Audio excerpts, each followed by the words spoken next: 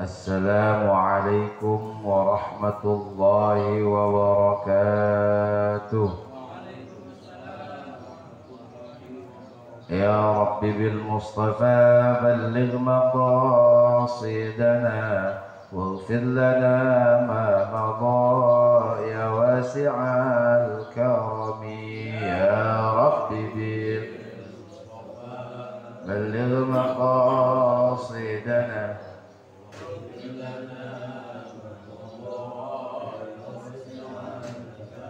من تذاكر جيران بذي سلم مزجت دمعا جرى من مقلة بدمي. يا رب بالمصطفى بلغ مقاصدنا واغفر لنا ما مضى. أم هبت الريح من تلقاء كاظمة وأومض البرق في الظلماء من إضمي. يا رب بالمصطفى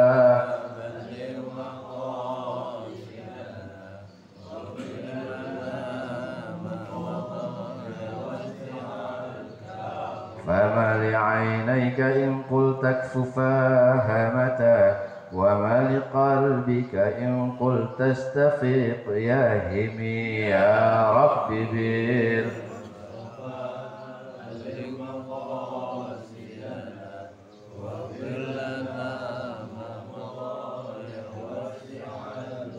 أيحسب الصب أن الحب منكتم ما بين منجسم منه ومضطرم.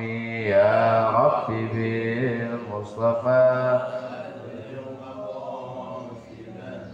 واغفر لنا ما مضى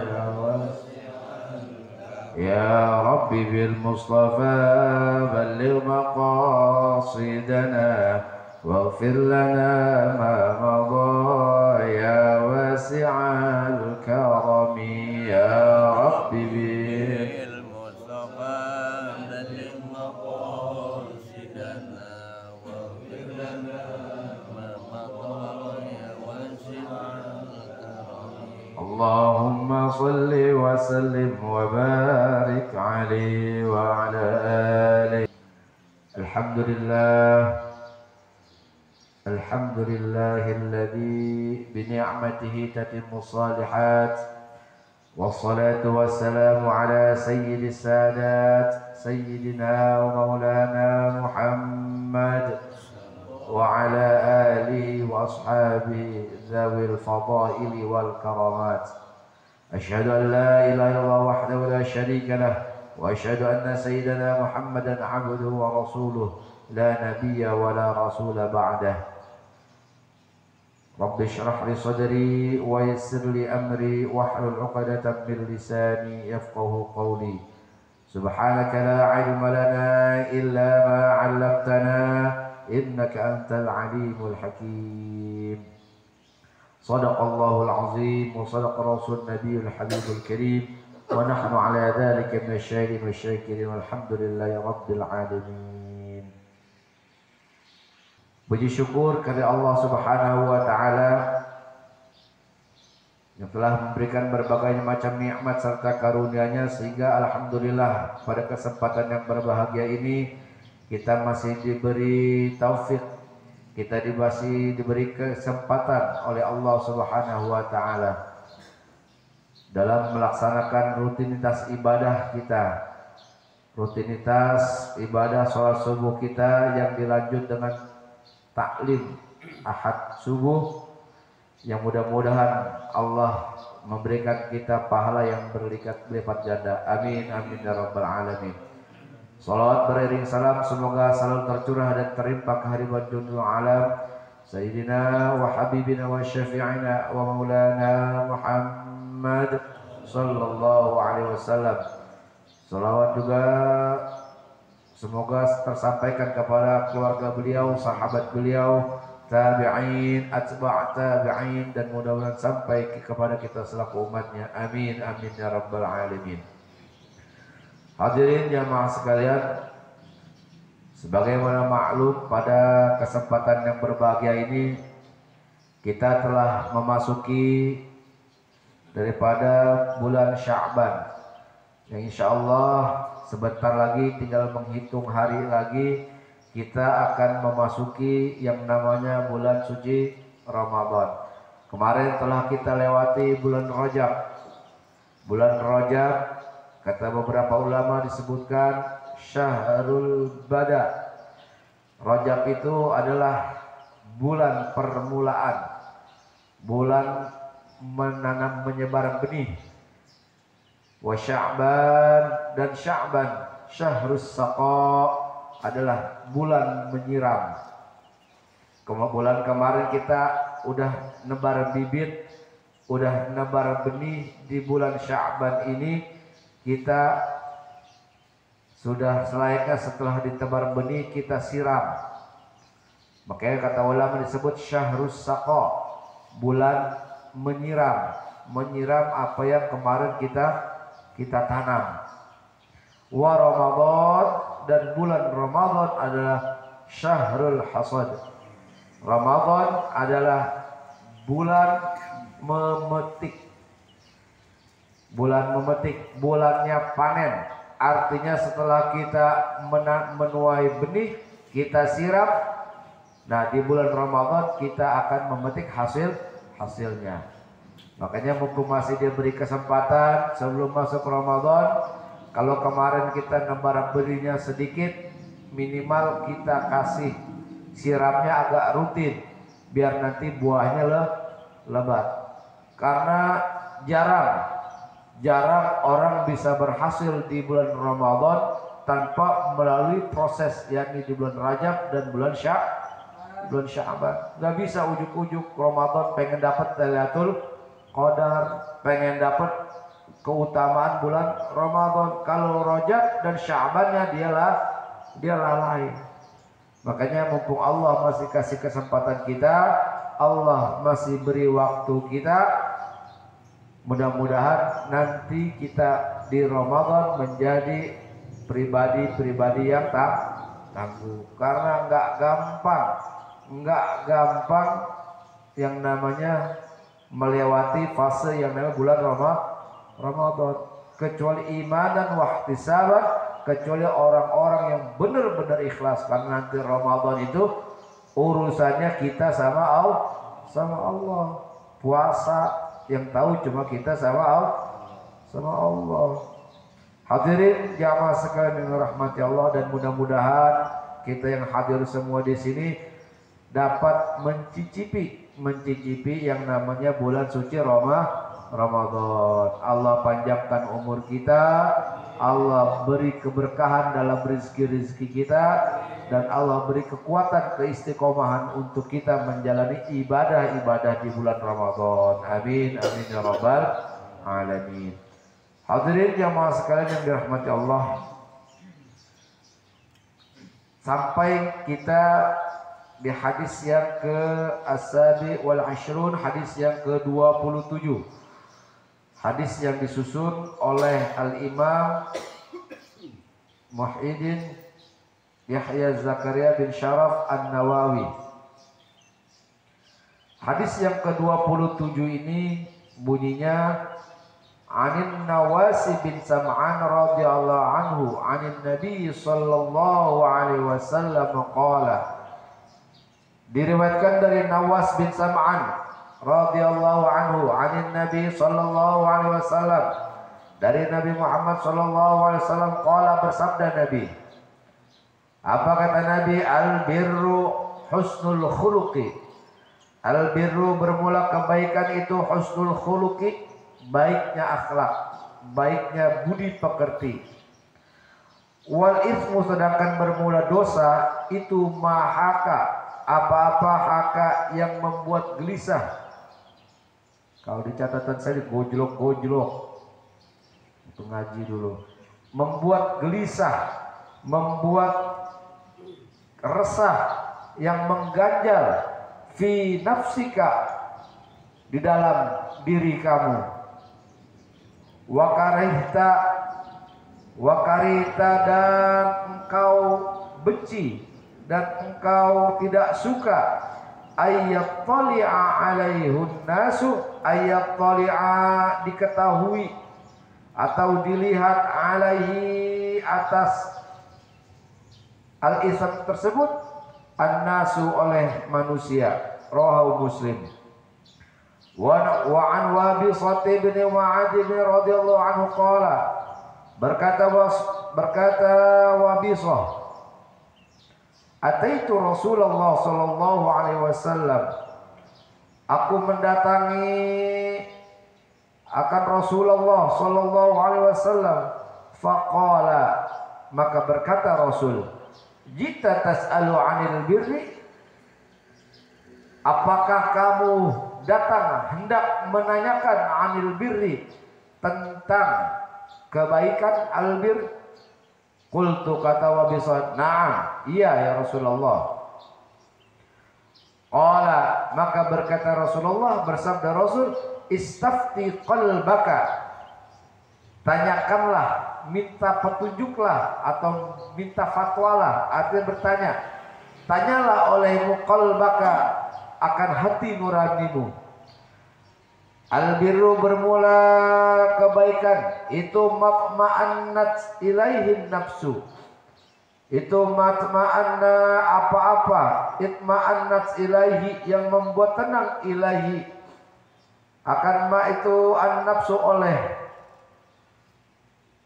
jiwa, wa qma'anna ilaihil qalbu yang membuat tenang, membuat adem, ilaihi atasnya al-qalbu oleh hati. Wal ismu, sedangkan bermula ism atau dosa, itu mahaka apa-apa yang mengganjal fin nafsi, di dalam diri, wa taraddada fis sadri, dan menimbulkan keraguan, membuat ragu-ragu fis sadri, di dadamu. Wa in aftakan nasu, meskipun aftaka memberi fatwa kepadamu oleh an-nasu manusia, wa aftuka dan golongan manusia tersebut membenarkanmu. Hadisun hasanun rawainahu fi musnadail imamain Ahmad bin Hanbal wa Darimi. Hadis yang ke-27 ini menerangkan tentang kebaikan, albirru, kebaikan. Nabi Muhammad menjelaskan di sini albirru, kebaikan itu husnul khuluqi, baiknya budi pekerti.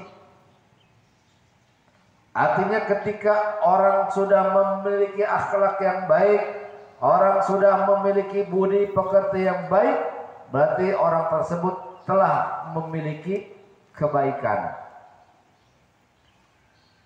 Wal ismu, sedangkan dosa, mahaka fi nafsika, apa yang mengganjal, apa yang membuat gelisah, apa yang membuat resah, fi nafsika, di dalam diri kamu. Jadi dosa itu memang, hadirin jamaah yang dirahmati Allah,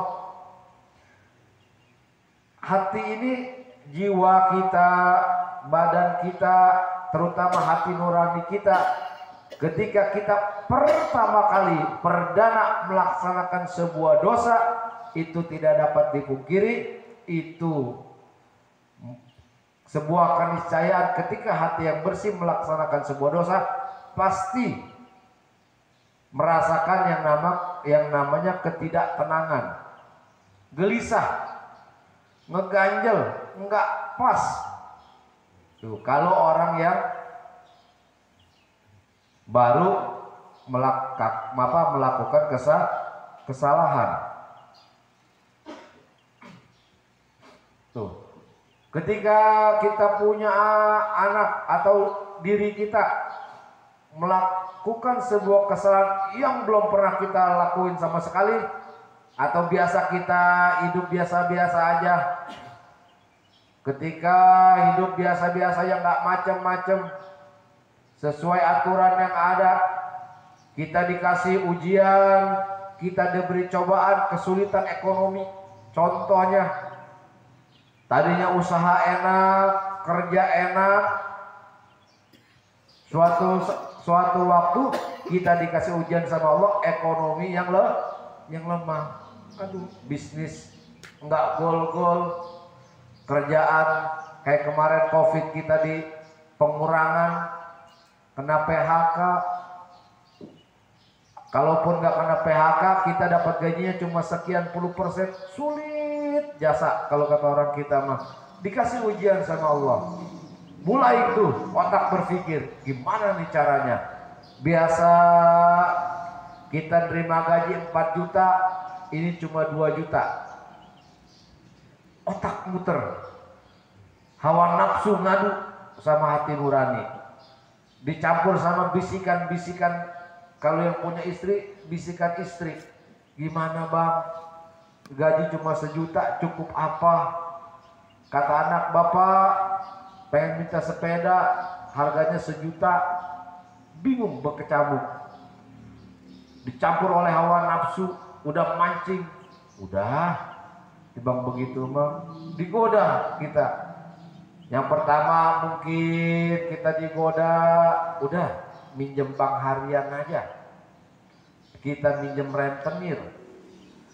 Kata dia, rentenir mah kita nggak bisa sanggup bayarnya, gaji cuma 1 juta, buat bayar cicilannya aja, apalagi sama bunganya nggak bakal cukup. Gejolak di hati, hawa nafsu main, digempur kita. Aduh, gimana ini?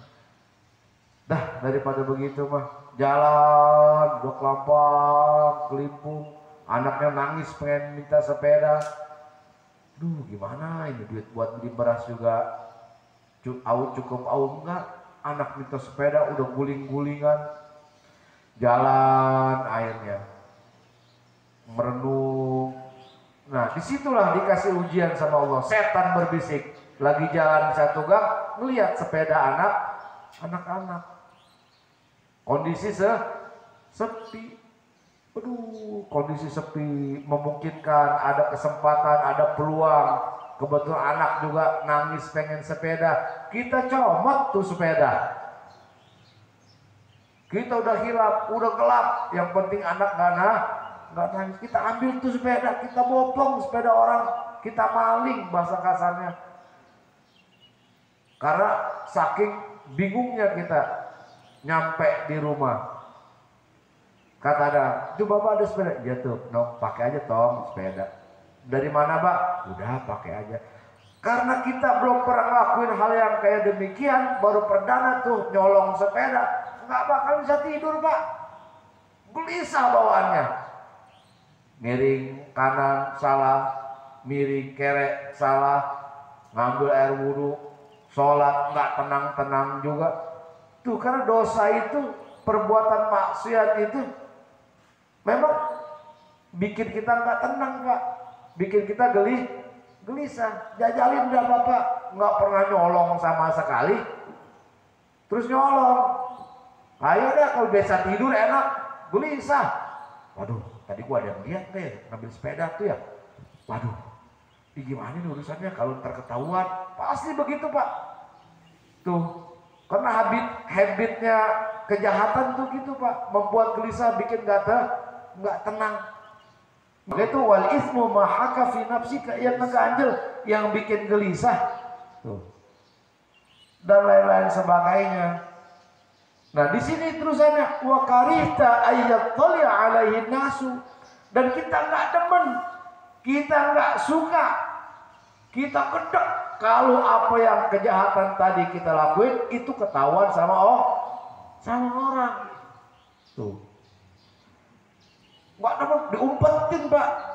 Karena habitatnya begitu kalau dosa sama maksiat mah. Makanya kata Syekh Muflih Syamsuddin Al-Muqdisi di dalam kitab Adabus Syari'iyah itu, innal abda, sesungguhnya hamba idza aznaba, ketika dia berbuat dosa, nih pertama kali nih, Nukita fi qalbi nuktatun sauda'u. Ketika dia berbuat dosa, nukita dikasih tetesan. Tuh setitik mah pertama. Fi qalbihi di dalam hatinya, terutama kata ulama qalbu ini hati nurani, nuktatun sauda'u, titik yang hitam. Tsumma idza aznaba, kemudian dia berbuat dosa lagi, nukita fi qalbi nuktatun sauda. Begitu lagi yang kedua kali dikasih titik lagi. Awalnya mah hati nurani bersih, Pak. Kayak anak-anak belum kena kontaminasi apa, bersih, Pak. Gampang terima nasihat. Oh, tapi udah kena kontaminasi, kita udah maksiat tuh, titik-titik.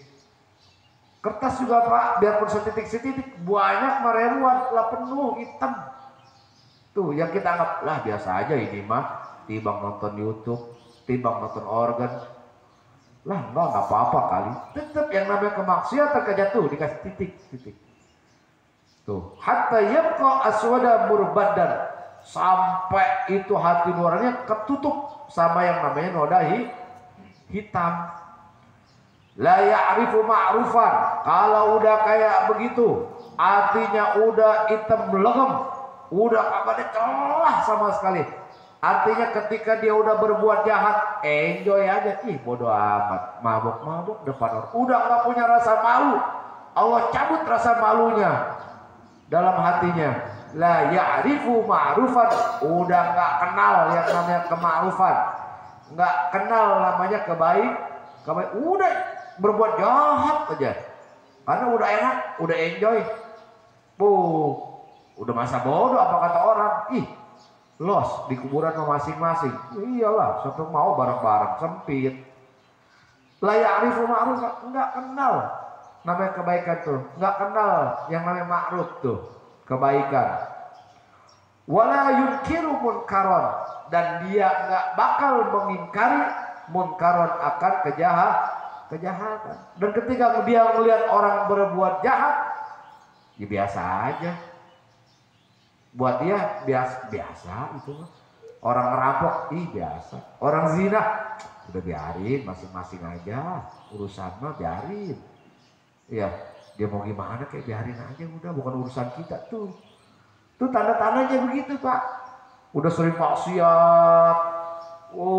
Udah nganggap enteng apa yang namanya maksiat.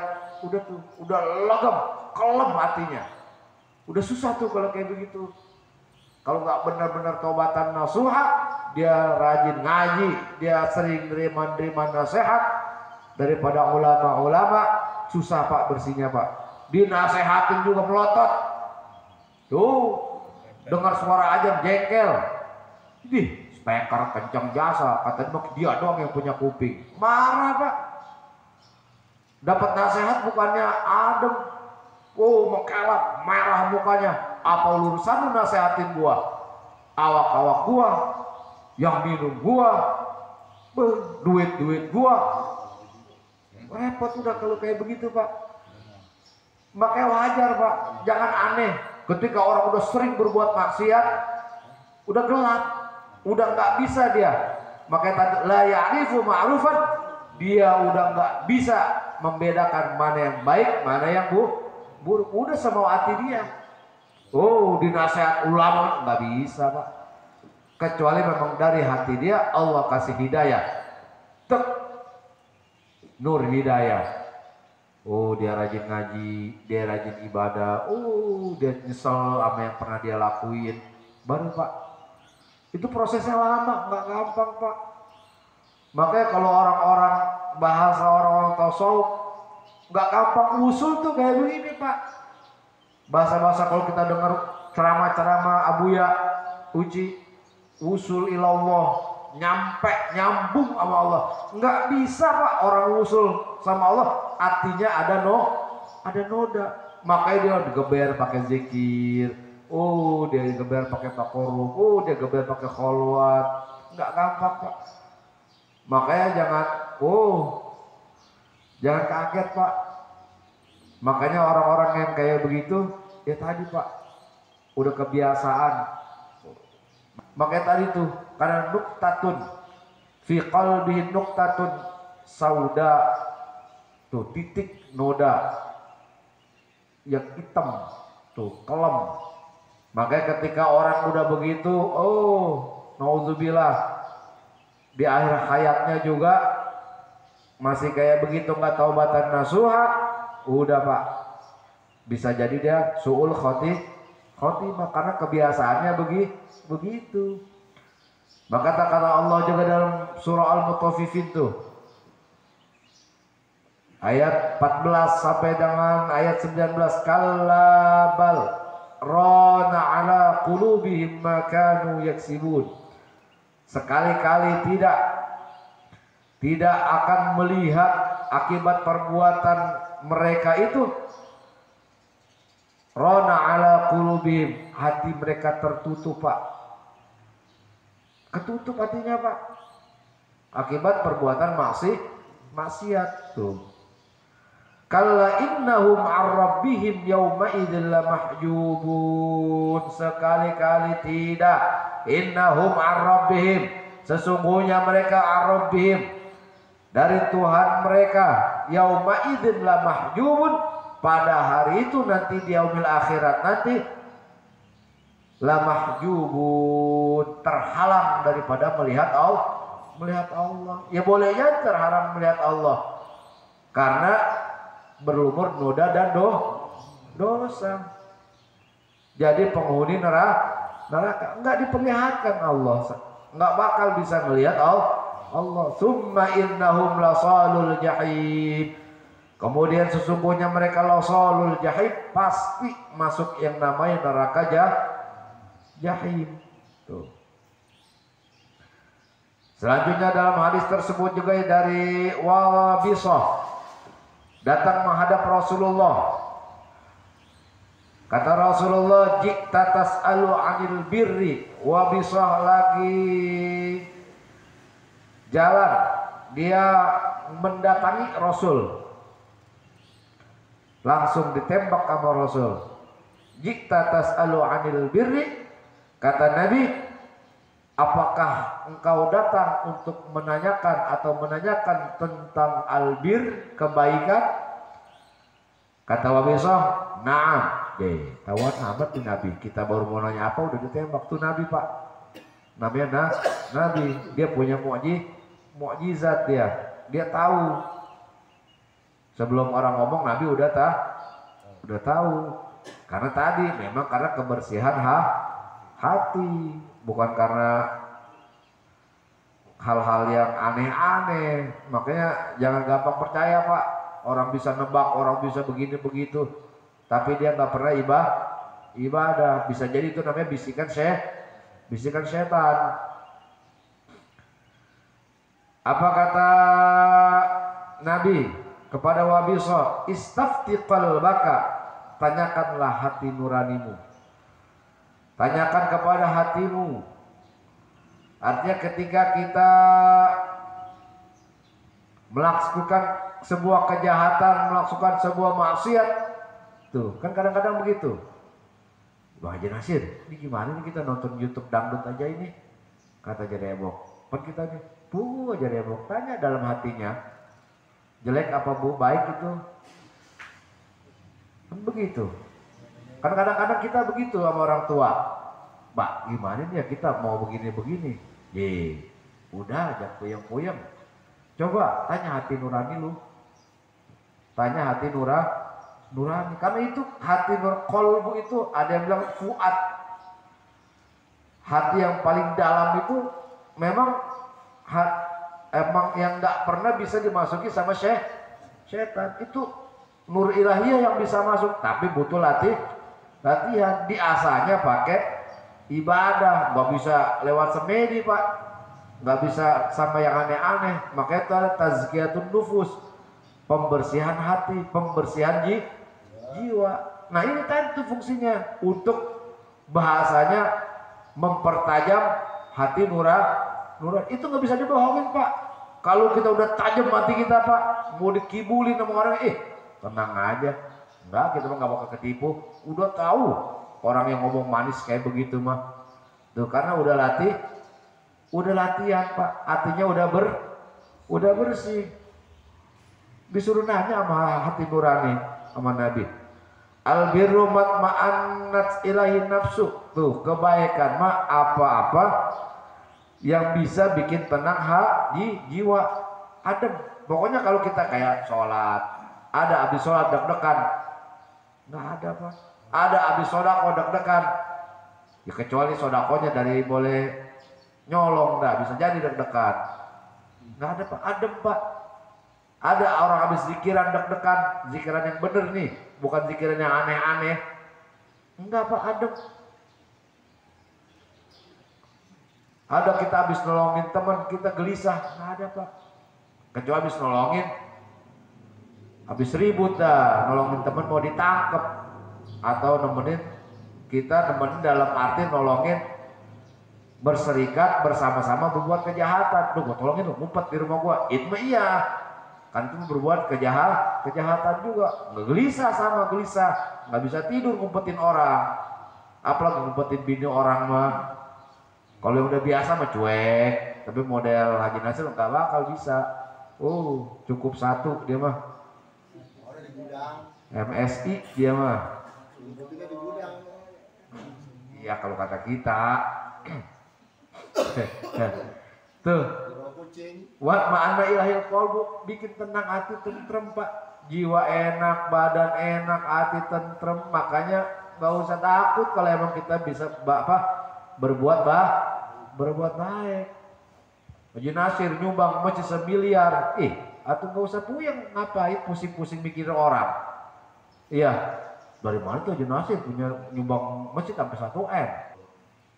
Wal ithmu mahaka fin nafsi wa taraddada fi sadri. Ya tadi tuh, kejahatan mah pasti bikin gelisah, pasti bikin nggak tenang, pasti bikin yang mah keresahan. Apalagi kejahatan itu, maksiat itu baru pertama kali kita lakuin. Udah nggak bakal enak. Aduh. Apalagi yang tadi tuh, wa karaihta ayat tali alaihin nas. Nggak bakal gelisah, jangan sampai orang tahu, bingung waktu. Wa aftakan nasu, meskipun kita berbuat maksiat tadi, ada orang yang ngebenerin. Kan kadang-kadang kita punya teman begitu Pak. Saya habis melancong di rumah janda misalnya, kata saya, aduh cakep tuh janda. Kata Bobby, padahal kan tadi yang namanya, waduh udah main gubes-gubes saya, ya nyari tempat sepi, kita ajak makan bakso, maksiat tuh misalnya kita. Kata Bobby, gua taat, biasa ya, wajar segitu mah, udah lumrah segitu lelaki mah. Tuh, tetep aja nggak tenang Pak, biarpun ada orang yang bilang nggak apa-apa itu mah, baru begitu doang ini, baru segitu doang ini. Tetap aja Pak, nggak bikin tenang, biarpun ada yang bilang bener. Kan kadang-kadang begitu kita punya teman, bukannya jangan begitu, malu lah, enggak, ini mah ada yang udah nggak apa-apa. Makanya al-birru itu di dalam Al-Quran juga Pak, di surah Al-Baqarah ayat 177 ada tuh ayatnya juga tentang rincian al-birru itu. Tadi kan cuma secara global, albir kebaikan itu husnul khuluq, baiknya budi pekerti, baiknya akhlak. Kata Allah dalam surah Al-Baqarah ayat 177, laisal birra an tuwallu wujuhakum qibalal masyriq wal maghrib. Tuh, bukan kebaikan, bukan sebenar-benarnya kebaikan an tuwallu wujuhakum qibalal masyriq wal maghrib, kamu menghadapkan wajah kamu ke masyrik dan juga ke maghrib, ke timur dan juga ke barat. Tuh bukan cuma hal yang tonggang-tonggeng Pak, bukan cuma ibadah-ibadah kayak begitu. Walakinnal birra man amana billahi wal yaumil akhir wal malaikati wal kitabi wan nabiyyin. Akan tetapi kebaikan itu man amana, siapa orang yang beriman kepada Allah wal yaumil akhir dan kepada hari akhir, wal malaikati wal kitabi wan nabiyyin, kepada para malaikat dan kitab-kitab Allah, wan nabiyyin, dan pada nabi-nabi Allah, wa atal mala, dan dia memberikan hartanya, ala hubbi yang dicintainya, zawil qurba kepada kerabat-kerabatnya, kepada keluarganya, kepada familinya, wal yatama dan orang-orang dengan anak-anak yatim, wal masakin dan orang-orang miskin, wa banis sabil dan ibnu sabil, wasailin dan orang tukang minta-minta, wa fir riqab para budak-budak yang kita merdekakan, wa aqamis sholati tuh baru mendirikan sholat, wa ataz zakati dan bayar zakat, udah nyampe nisabnya, sudah sampai haulnya, wal mufuna bi'adim idza ahadu dan menepati janji ketika kita udah berjanji. Tuh dirinciin tuh di 177. Makanya di akhir ayatnya itu alladzina ulaika alladzina shadaku, mereka itulah orang-orang yang imannya benar, wa ulaika humul muttaqun dan mereka lah orang-orang yang bertakwa tuh Pak. Makanya mudah-mudahan Allah senantiasa memberikan taufik kepada kita keistiqomahan untuk selalu berbuat baik, dan Allah jauhkan kita daripada perbuatan-perbuatan buruk, baik yang kita sengaja maupun kita tidak sengaja. Allah tuntun kita, Allah kasih istiqomah kita buat enak ibadah kepada Allah. Wa an Abi Najih Irbad bin Sariyah radhiyallahu anhu wa azana Rasulullah sallallahu alaihi wasallam mau'izatan wallahu a'lam bis-shawab. Al-Fatihah. A'udzu billahi minasyaitonir rajim. Bismillahirrahmanirrahim. Alhamdulillahi rabbil alamin arrahmanir rahim maliki yaumiddin. Iyyaka na'budu wa iyyaka nasta'in ihdinas siratal mustaqim siratal ladzina an'amta 'alaihim ghairil maghdubi 'alaihim waladdallin. Wa'afana ya karim, wa'afana ya rahim, irhamna ya arhamar rahimin. Allahumma bihaqqil Fatihah, bisirril Fatihah, wa min jazil Fatihah. Allahumma iftah lana abwaabal khair waj'alna min ahlil khair. Allahumma hdina bihudak waj'alna mimman yusari'u fi ridhak wa la tuwallina waliyan siwak wa la taj'alna mimman khalafaka amraka wa 'asak. Hasbunallahu wa ni'mal wakil, ni'mal maula wa ni'man nasir. Rabbana anfa'na bima 'allamtana wa 'allimna ma yanfa'una wa zidna 'ilman wa yaqinan. Rabbana taqabbal minna innaka antas samiul 'alim wa tub 'alaina innaka antat tawwabur rahim. Rabbana ya Allah atina fid dunya hasanah wa fil akhirati hasanah wa qina 'adzabannar wa qina 'adzabannar wa qina 'adzabannar wa adkhilnal jannata ma'al abrar. Sallallahu alaihi wasallam Muhammad wa ala sahbihi wasallam. Shalli wa sallim ala jamil anbiya'i wal mursalin walhamdulillahi rabbil alamin. Lebih kurangnya kami mohon maaf. Hadanallahu ya kama jama'in. Assalamualaikum warahmatullahi wabarakatuh.